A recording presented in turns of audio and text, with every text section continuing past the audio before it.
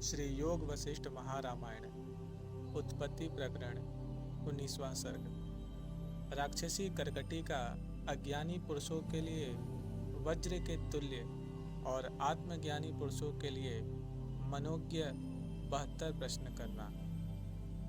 श्री वशिष्ठ जी कहते हैं राम जी से, वत्स, पूर्वोक्त कथन के अनंतर राजा के अपने प्रश्नों को कहो। यो अनुमति देने पर राक्षसी ने प्रश्न करना आरंभ किया। इन प्रश्नों को आप सुनिए। राक्षसी ने कहा, राजन, एक होते हुए भी उपाधिवश अनेक संख्या वाले समुद्र के तुल्य एवं अणु के तुल्य किसके भीतर लाखों ब्रह्मांड समुद्र के भीतर बुदबुदे के समान लीन होते हैं? कौन आकाश रूप और अनाकाश रूप है? लौकिक पुरुषों की दृष्टि में जो कुछ नहीं है और तत्वज्ञों की दृष्टि में जो कुछ है, ऐसी वस्तु कौन है? कौन मैं हूँ और कौन अहम रूप से स्थित है? कौन न चलता हुआ भी चलता है, कौन स्थित न होता हुआ भी स्थित होता है? कौन चेतन होता हुआ भी पाषाण के समान अचेतन है? कौन आकाश में दृश्य रूप आश्चर्यजनक चित्र को बनाता है?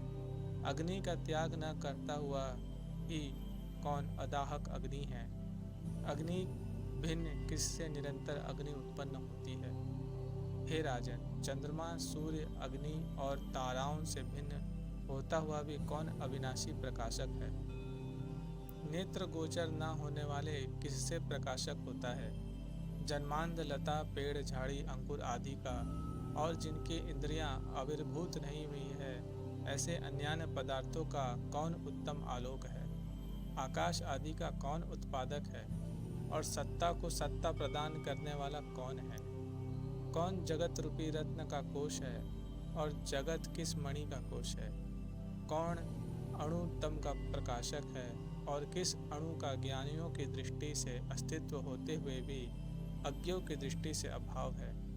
कौन अणु दूर में होता हुआ भी समीप में है? कौन अणु होता हुआ भी निमेष है? कौन प्रत्यक्ष होता हुआ भी अज्ञों की दृष्टि से असद्रूप है? कौन चेतन होता हुआ भी अचेतन है? कौन वायु होता हुआ भी वायु से भिन्न है? कौन शब्द होता हुआ भी शब्द भिन्न है? कौन सब है और कुछ भी नहीं है? कौन अहम होकर भी अहम नहीं है? पहले अनेक जन्मों में अपनी आत्मा के रूप से प्राप्त होकर भी कौन अज्ञान से आवृत्त होने के कारण अलभ्य प्राप्य होने से सैकड़ों प्रयत्नों से प्राप्त होने योग्य है? जो अज्ञों को कुछ प्राप्त नहीं होता और ज्ञानियों को पूर्ण रूप से प्राप्त होता है। किसने स्वस्थ और जीवित होते हुए भी अपने आत्मा का अत्यंत विस्मरण कर दिया? कौन अणु अपने भीतर मेरु को धारण करता है? कौन त्रिभुवन को तृण बनाता है? किस अणु परिणाम ने 100 योजन पृथ्वी को पूर्ण कर दिया? कौन अणु होता हुआ ही सैकड़ों योजनों में भी नहीं समा सकता? कौन केवल अपने दृष्टिपात से जगत रूपी बालक को नचाता है? या किस अणु के अंदर पर्वतों के समूह विद्यमान हैं? कौन अपनी अणुता का त्याग न करता हुआ मेरु से भी बढ़कर स्थूल आकृति धारण करता है?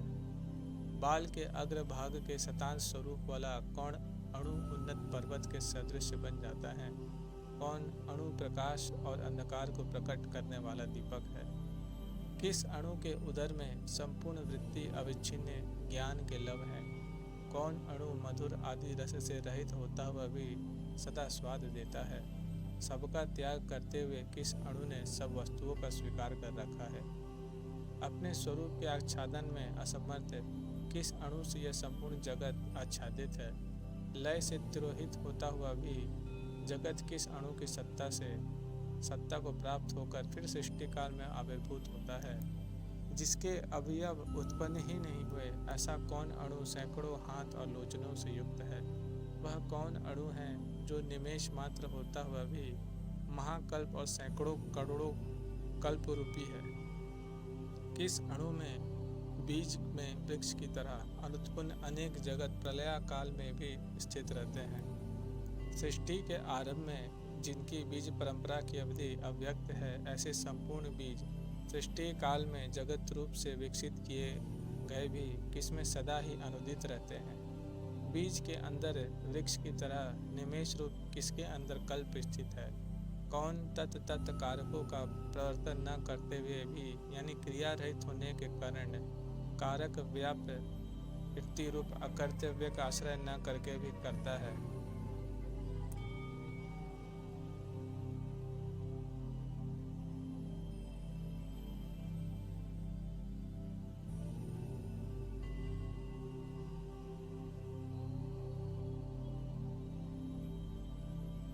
भोग्य की सिद्धि के लिए बाह्य दृष्टि से अपनी आत्मा को दृश्य बनाता हुआ कौन दृष्टा है, और नेत्र रहित होता हुआ भी कौन बाह्य दृष्टि से अपने आत्म रूप दृश्य को देखता है।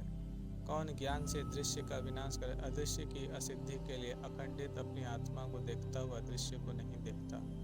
कौन पुरुष अपनी आत्मा को, वृत्ति को और दृश्य को जैसे चक्षु दृश्य को अभिभाषित करता है वैसे ही अभिभाषित करता है। जैसे स्वर्ण से कटक आदि होते हैं वैसे ही दृष्टा दृश्य दर्शन ये तीनों किसी से उत्पन्न होते हैं। जैसे समुद्र से तरंग द्रवता आदि भिन्न नहीं वैसे ही यह सब किसी से पृथक नहीं। जैसे जल राशि से जल तरंगत्व भिन्न नहीं वैसे ही यह जगत रूप द्वैत किसकी इच्छा से पृथक नहीं। जैसे जल राशि से द्रवता भिन्न रही वैसे ही देश काल आदि से अनवच्छिन्न अद्वितीय अति सूक्ष्म होने कारण असत सा प्रतीत होने वाले वस्तुतः सतरूप किसी से द्वैत भी अपृथक यानी अभिन्न है। दृष्टा दर्शन और दृश्य रूप अद्भुतावस्था और तिरोहित अवस्था वाले तीनों जगत को कौन सर्वदा अपने भीतर रखकर स्थित है। जैसे बीज वृक्ष से और जैसे